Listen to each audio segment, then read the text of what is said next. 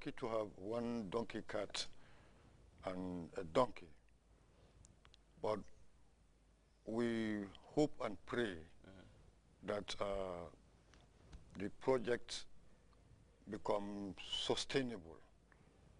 Now, as the trend is, now one donkey cart may not suffice for the communities. And that was what I was willing to ask, because I wanted to know how many donkey carts are allocated, and linking it to the number of children that are expected to use that donkey cart to go to school and use the same donkey cart to get back home. So I want to know whether that one donkey cart is able to cater for the needs of all the children from all the communities that come to school at Kapa. Thank you very much. You know, every beginning must have some hurdles or constraints. This is a beginning. We hope that as time goes on, I mean, they will try to look into it to make additional donkey carts. Currently, I have 23 children coming to Kappa, which the donkey cart cannot transport all at the same time. Okay. But the initiative, it's very good, and it's at least helping kids to come to school. Mr. Boy, you want to add on to that? Yeah, I mean, I just want to say here that it's a strategy that we are using to bring those few kids that we find in communities that are far away from, you know, I mean, the nearest schools. But it's not preventing us from continuing with our classroom construction program, bringing, you know, classrooms closer to the doorsteps of, you know, I mean, students. So where we find that, you know, there is, the population is there, we will come up with either, you know, I mean, multi-grade classes or, you know, standard classrooms that will be able to cater for 45 kids or more. So those communities, definitely, if we find out that they can accommodate a school, either in the form of a multi-grade school or a, you know, I mean, a standard school, it will be, I mean, provided. But this is basically targeting those communities where you have few kids who, without this, would not have, you know, been able to have access to education. So really the numbers, yes, we'll have need to increase the number of carts, but then we are doing it alongside classroom construction. Okay. That's very good. Mr. Job, to maintain a donkey cart is more cheaper, you know, than maintaining, you know, a vehicle or any other medium of transportation. And of course, you're also expecting that at some point there will also be a breakdown, either a puncture, you know, in the tires, and of course the donkey cart is a living being and needs to be fed. So I'd just like to know some of the mechanisms that have been put in place to ensure that the donkey cart is always at work. One, in case there is a puncture. Two, in case the donkey cart happen like to have any form of infection or anything. What strategies have been put in place by the ministry in making sure that any problem that has been faced is being addressed at that spot? Yeah, thank you very much once again, Mr. Bai. Like you said, it is inevitable. I mean, the donkey is a living being. I mean, obviously it will have some problems. But starting with question number one to deal with puncture, I mean, those are minor things. And, you know, we also feel like the community has something to chip into the initiative or into the project.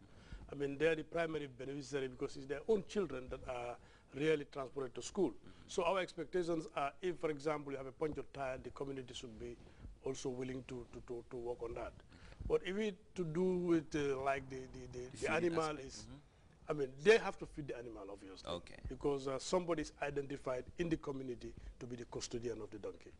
And because we had a consultation with all the communities that were involved, and we asked them to identify, and they all identified people who are purely responsible or solely responsible of the animal. But for example, if the animal is sick and needs some treatment, what we were telling them, you know, it may be a bit difficult for the community to take charge of that. But the schools, I mean, the ministry is thinking of introducing what called school grants, whereby schools will be given some token sums.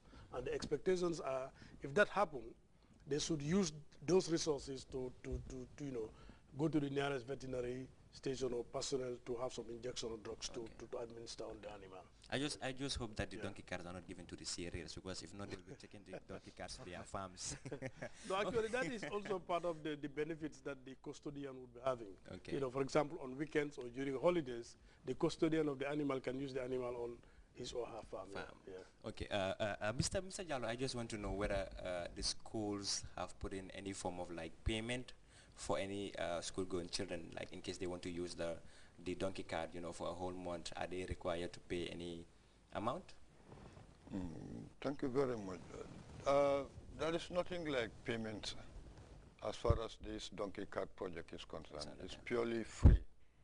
Now, just to help facilitate children's movement to and from school, to avoid lateness, you know, especially children who walk long distance. Now, just as Mr. Job has mentioned, well, we are all relevant stakeholders. Sometimes where the community or the custodians of the donkey card or the donkey has a problem, now when we come to know, we just say from the school fund to put in something just to facilitate the children's movement to and from school. Okay.